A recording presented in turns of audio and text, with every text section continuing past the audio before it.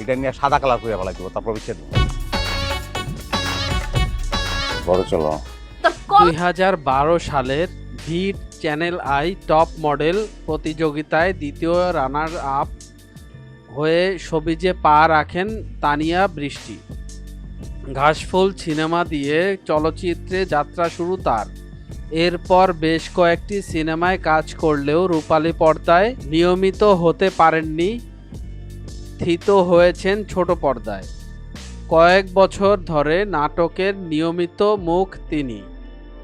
সম্প্রতি এই অভিনেত্রী জানালেন, বিয়ের পর আর অভিনয় করতে চান না, পুরোপুরি মনোযোগ দিতে চান সংসারে, এমনকি স্থায়ী হতে চান দেশের বাইরে।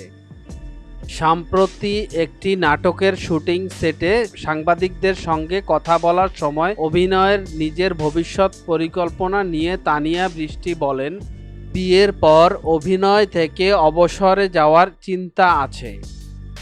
আমার মনে হয় সংসার ও ক্যারিয়ার দুটি বিষয় একসঙ্গে চালিয়ে যেতে পারবো না।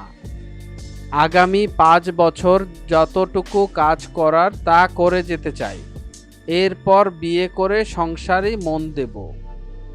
ইচ্ছে রয়েছে দেশের বাইরে সেটেল হব।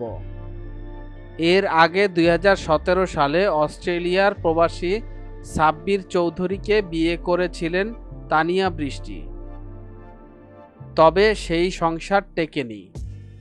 1 বছরের মাথায় বিচ্ছেদ হয়ে যায় তাদের। সহশিল্পীদের সঙ্গে সম্পর্কের গুঞ্জন নিয়ে তানিয়া বৃষ্টি বলেন, আমি যাদের সঙ্গে কাজ করি তারা সবাই আমার খুব কাছের, তাই হয়তো গুজব ছড়ায়। মোশাররফ করিমের সঙ্গে শুটিংয়ের সময়টা আমি খুব উপভোগ করি। ক্যামেরার বাইরেও তার কাছ থেকে অনেক কিছু শিখতে পারি। নিলয় আলমগীর হচ্ছে আমার ভাই ব্রাদার টাইপের। এছাড়া শামীম হাসানের সঙ্গে আমার খুব ভালো সম্পর্ক।